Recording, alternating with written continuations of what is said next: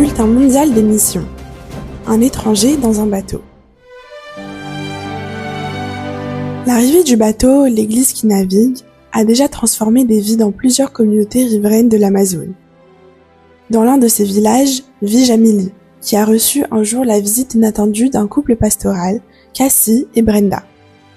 Les parents de Jamily étaient absents et elle était inquiète par la présence de ce couple inconnu.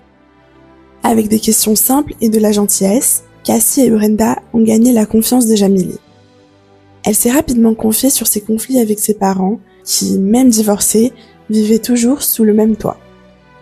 La rencontre l'a émue et le pasteur lui a parlé de l'espérance en Jésus-Christ.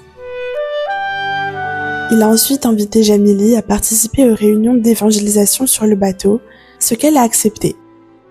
Jamily a beaucoup apprécié les messages, a commencé à prier pour ses parents et bientôt, sa maman a commencé à l'accompagner aux réunions.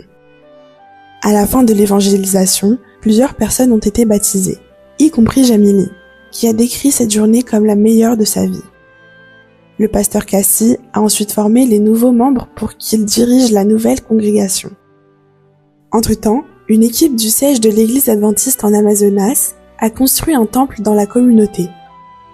La mère de Jamily a décidé de ne plus aller à l'église, mais son père, qui était auparavant réticent, s'est récemment rendu pour la première fois à l'église. Jamily continue de prier pour ses parents et voit la visite de son père à l'église comme une réponse claire de Dieu. Aujourd'hui, elle se prépare à devenir une bénévole pour le projet Une année en mission et souhaite communiquer le message d'espoir à d'autres personnes.